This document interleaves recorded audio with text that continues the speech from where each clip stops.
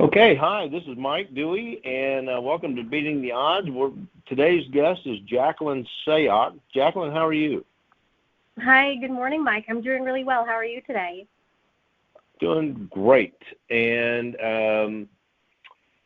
thank you for coming on, and thank you for sharing your story with our listeners and helping provide the necessary inspiration for a whole lot of people. And just to get started, can you tell us a little bit about yourself, where you grew up, education, those sorts of things? Sure, Mike. I'd love to start with that. I think that's a great place. So, going back several years, a couple of decades, I was actually born in Jersey City, but my family moved around a little bit. We kind of bounced around between, St. Cloud, in Florida, Queens, and New York, and we ended up putting down roots in the Philly suburbs. Mostly for the school. So, I come from a background, Asian immigrant parents, right? Their parents brought them here when they were young, looking for better opportunities. So, that was the goal, that was the mission. And actually growing up, we had a little bit of a gender role switch. So my mom was the breadwinner, she was providing, for my family, while my dad, he actually brought Filipino martial arts, with him to the States. So, he spent some time, developing his system until they went public in 2000. So, really kind of cool origin story if you want to get into it. But in terms of myself, right, I was deeply interested actually in science when I was younger. I had, my father suffered an accident. He had sequela left over from that.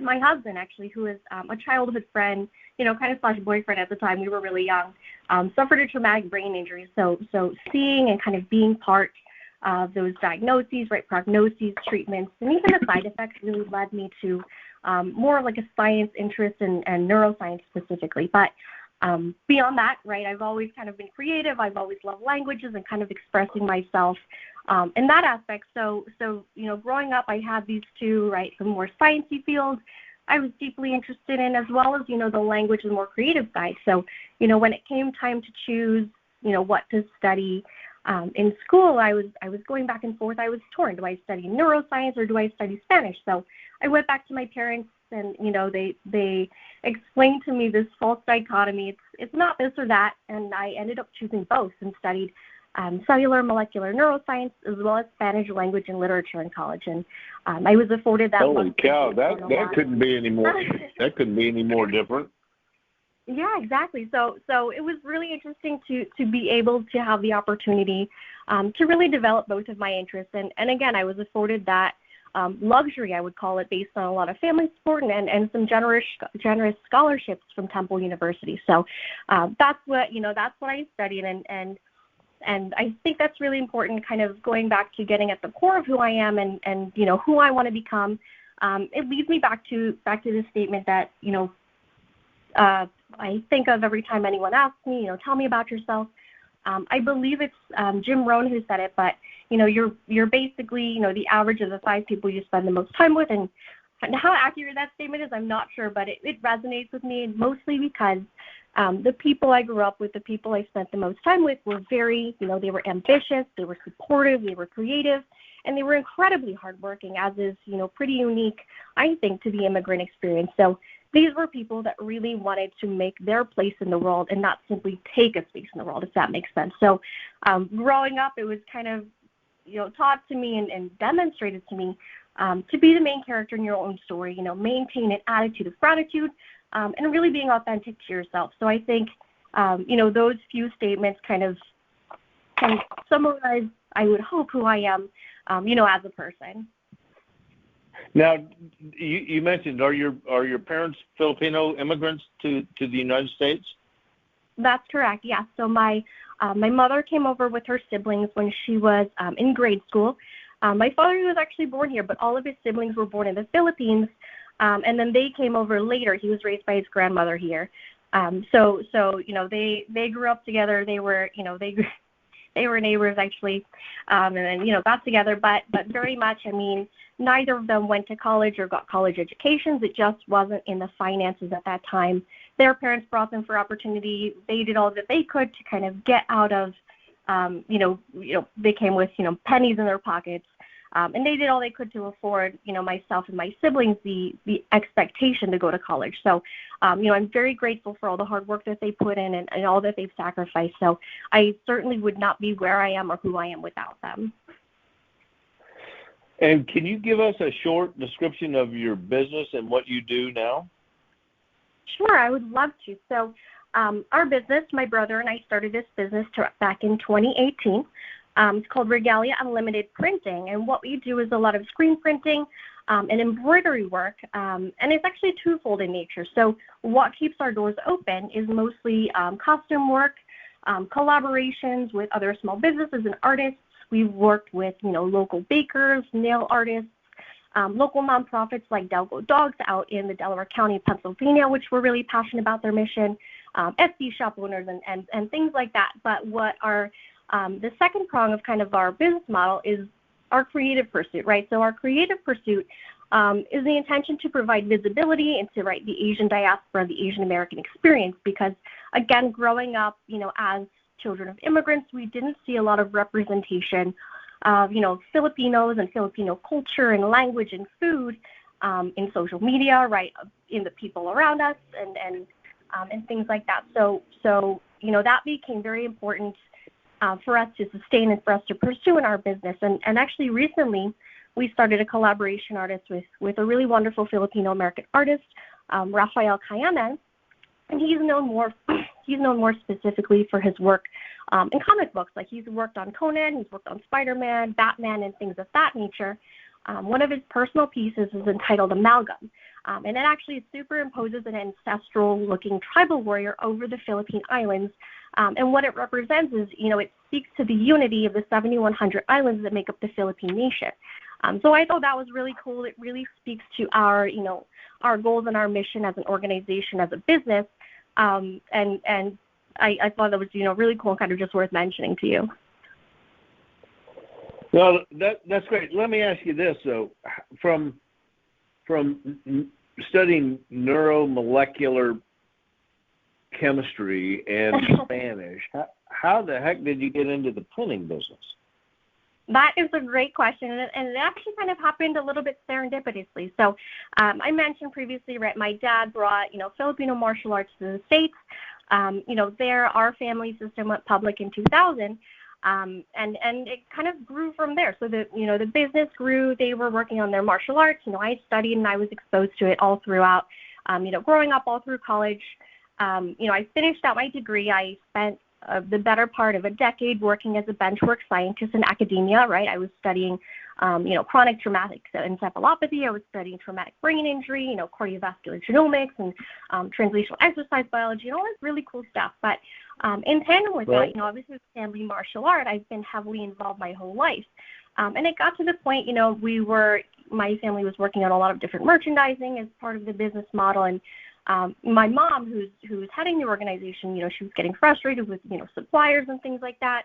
And again, my brother, who was my business partner, saw it as an opportunity for him to, develop and start his own business. So I would say he's a little bit more cautious in nature. He, though, is equally ambitious, which is a kind of interesting dichotomy. But anyway, he saw it as an opportunity. Why don't we screen print for our family business, right? So we'll have a base, we'll have a base to work off of. We can utilize our platform in a way that we want, and basically what we just need, the finances to pursue those opportunities, right? So that's how he got started. It was his brainchild, my brother Richard.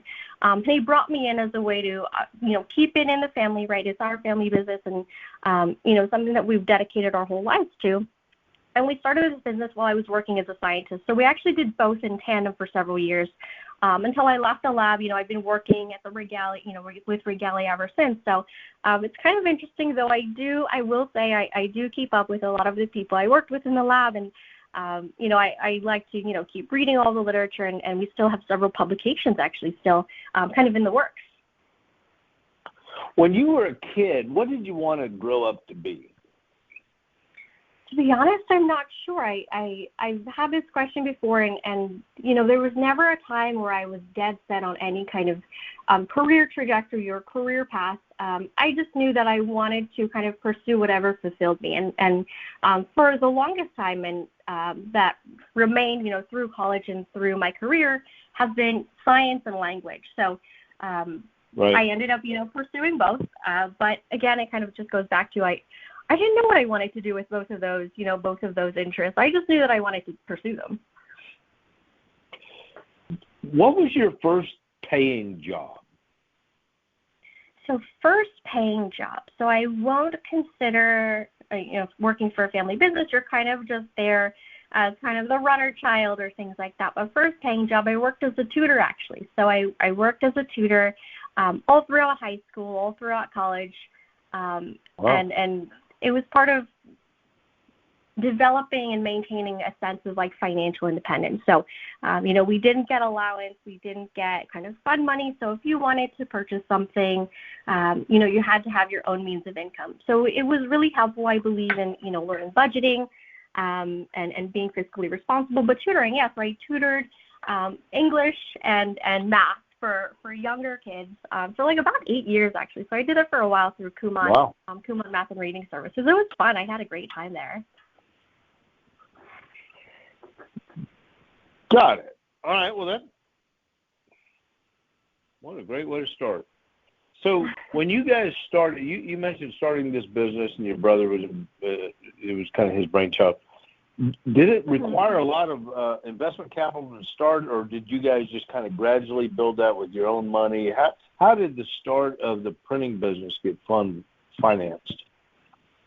Sure. So again, it goes back to an attitude of gratitude and attribution. So our mom lent us the money to purchase all the equipment we required to get started. So that was an investment capital of about $10,000. We just didn't have at the time. Thanks, Mom. The credit. Yeah, thank you, Mom. Thank you so much, Mom. Shout out to you. We didn't have the credit at the time to apply for personal loans, so we went to the bank of Mom. She loaned us the money. We bought our equipment, and for the first entire year, we used all that money to help pay her back and kind of get ourselves a little bit more established and get back to zero, essentially. Okay, and so once you started, you guys started the company. Mm-hmm. That might be the greatest line ever, by the way, the Bank of Mom. And so when you started, how did you get the word out? How did you get customers? What year was that, by the way? So that was back in 2018. And then in terms of how we got word out to customers and kind of developing our client base, it was all family. It was all family and friends, and we had a really wonderful network to lean on.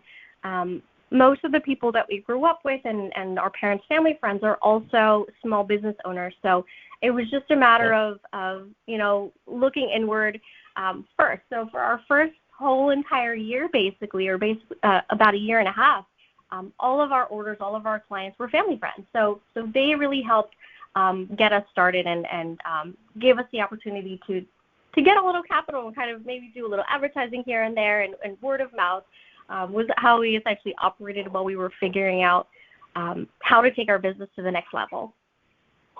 Is there a strong Filipino community where you are, or is it immigrants? Is it who's in your orbit now? Sure. So in our area where we grew up in the Philly burbs, there's actually there's no Filipino community, though. There were a lot of immigrants. So actually Filipino communities are predominantly centered in, New Jersey, where we came from, as well as in California. We ended up not being around any, but because of the family martial arts, and we were mobile. Right. I mean, the martial arts were mobile. So, we were traveling all across the states, teaching the martial arts and things like that. So our network was more not centered in a specific location, but pretty tight-knit, I would still say. Got it. Mm-hmm. Okay, so you started. You're an actual scientist. You start this business on the side. You step away, and it's growing. And was there a moment were there moments when you're like, oh man, what a giant mistake, this isn't going to work? Oh man, were there moments like that? I mean, there were certainly moments of doubt, whether, would the business, would Regalia Unlimited become what we meant it to be? We were taking on orders, that we enjoyed working with. We enjoyed working with these clients, but we weren't having the time or the resources to pursue more of the creative aspects and our interest in the intersectionality of identity and the immigrant experience and really highlighting that. So we had to reevaluate kind of our business model a few times here or there to figure out where it is we wanted the business to go, what we wanted it to fulfill. And again, went back to Mom, right? Mom's done this before. She's and our family friends, right? They've done this before. They've been through the ropes, and reevaluated with them. What is it that we want out of our business? How do we make it profitable, in the sense that we still find fulfillment while meeting all of our fiscal requirements? So there were moments of doubt. There were moments of doubt financially. There were moments of doubt professionally, and in addition, while working as a scientist. The hours were pretty unpredictable. So, I was having to go in early hours of the morning, the middle of the night to either passage cells or work with mice and things like that. So those days, I think, were the hardest and the most challenging to kind of juggle the responsibilities of both, right? Juggle those responsibilities of work, maintaining a full kind of social life and finding self-fulfillment outside of work and things like that. But as you can see, right, we're still here, we're still around, we're having a great time, and the doubts more or less have all kind of faded into the past. How long did it take before you all were profitable? So let me see. So we're still on our way to I believe, like turning a great profit, but we were able to break even in terms of return on investment, get back to zero. After, I believe, the first year and a half, and since then, we've been steadily building our client base. We are turning a bit of a profit. I don't know the exact numbers at this point. Let me see. Yeah, I mean, we're slowly turning a profit. I believe it took us about a year and a half, I would say. Got it. So, I know a little bit about that space, and there's a lot of acquisitions and a lot of transactions and things like that. Has anybody approached you guys to sell your business? We have not, actually. I think you're right. There are a lot of acquisitions on our space, but I think it goes back to the fact that we're such a niche company, in the sense that beyond just doing custom work for any small business out there, any clients out there, we focus a lot, again, on our Asian American experiences in that diaspora. So it's pretty niche. I would say if you're not really familiar with the immigrant experience, or being a part of this space, or being a part of this, having the same experience, it would be difficult to maintain that. So I think that's part of it, but Regalia is going to stay with us for as long as we can keep it, hopefully for the rest of our lives. Great. So how many employees do you guys have now? So we have 3 full-time right now, and between the 3 of us, we're able to comfortably manage. But we're hoping to, in the future, after we've built our client base further, bring on more support. But 3 full-timers right now: my brother, myself, and my husband. And it's been fun. I mean, when you like your coworkers, it kind of makes it less like work. But eventually, yes, we hope to bring on some more people. Wait a minute. Did I hear you just say you like your brother and your husband? Shocking, I know. Yes, I actually really spending. Yeah, go figure. That's awesome. I think if I worked with my wife, she would kill me in the first 2 weeks. But she's awesome. But I don't think that would work. So, I mean, it's only 5 years old, right? So I'm suspecting that the industry or the business hasn't really changed, right? Correct. So not much has changed, aside from the first year and a half being spent just getting, repaying our loan back to the bank of Mom.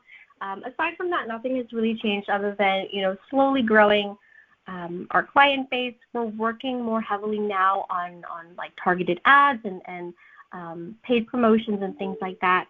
But again, neither my brother or I come from a business background. We're kind of just learning this as we go. But it's been a fun process. Yeah. Yeah. What's been the most surprising thing about being an entrepreneur for you? Let me see. So the most surprising aspect, I wouldn't say, growing up under our mom who was an entrepreneur, I wouldn't say a lot of the aspects surprised me about it, but one aspect I really enjoyed about it is the autonomy. And what I mean by that is, when we started the business, of course, it was working 24/7. There's no separation of work brain, home brain. There's no disconnect. But once we broke even, we were able to take our business with us. So we were able to travel and do the martial arts. We were able to set our schedule, work with our clients, really develop some wonderful relationships. And I really appreciate the autonomy it allowed us in order to live the life that we wanted while still, pursuing Regalia, which allowed us financial freedom. So that's what I enjoy the most. I know a lot of small business owners really do work, around the clock. They work holidays, evenings, weekends, everything like that, and you never really check out. But one aspect that was important to my brother and I when we were working on this is, we're not doing this. We're not working on Regalia at the expense of our own health, our own mental health, and things like that. We saw the toll that health issues can take on a family with our father and with my husband. So I appreciate the autonomy. I appreciate the freedom it gives us, and I think beyond surprising, that is what I enjoy most about being an entrepreneur. Got it. So other than the bank of mom, and you relied on her for, is there somebody that had expertise and knowledge in the printing business that you relied on, a mentor or a business person that you relied on for advice and guidance? So business, in terms of experts in the printing space, no. But again, we were raised by an entrepreneur. All of our family and friends were entrepreneurs. So leaning on their experiences in order to know like how to do financing, how to advertise, how to do targeted promotions and things like that. All of these individuals had a hand in kind of guiding us to where we are today. So there wasn't a specific mentor in the printing space. None of us really knew what we were getting into. We worked with, contractors in this space before, but no direct person. So it was a little bit of a shot in the dark. We really dove in feet first, but we did have a lot of people supporting us from the background, and I think that was invaluable to getting us up and running. Perfect. So if you had to do one thing differently about this whole journey from starting until today, with your business, what would you do differently, if anything? Anything I would do differently? I would probably bring in our two sisters, actually. So it might be rare, maybe a little strange, but we actually get along really well together. Do you like them? I do. I really like my sisters. I can't say it helped when we were teenagers. All bets are off when everyone's going through puberty, but once we hit adulthood, we started getting along really well, and we also have really different personalities. So my two younger sisters, both really wonderful, smart, strong women, both have MBAs, and I would have in the beginning, even without knowing they would go for their MBAs, have brought them into the process and made them part of Regalia. So they are unofficially they assist with collaborations, they help us drop ship, they help us pack orders and fill orders and do all the administration aspects. But now they've pursued careers of their own and they're established in those careers. So I would have, with hindsight, probably roped them in and brought them into our business. So, if you were giving advice to an aspiring entrepreneur right now, and you kind of are, that's what we're doing here. If you were giving advice to a new entrepreneur, what would it be? A new entrepreneur. So I would say failure is not the worst thing that can happen to a small business, not trying it. So if you try something, just dedicate your whole self to it. Be authentic to yourself and to what you're trying to achieve.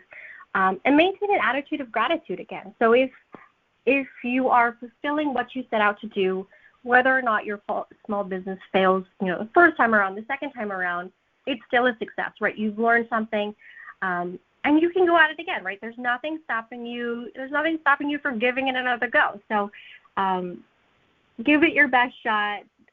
Lean on the people in your support network. They really want you to succeed and be fulfilled and achieve all that you can achieve. And I would say that's probably the best advice I can give. Just go into it with that mindset. That failure is not the worst thing that can happen. So are there any specific challenges that you've faced as a minority entrepreneur that you would not have faced otherwise?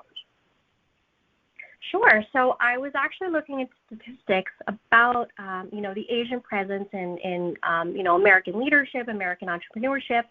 And although Asians, in terms of population, account for just about 5.5%, 6% of the total population of the United States, we occupy less than 2% of leadership positions in politics and business, academia, entrepreneurship.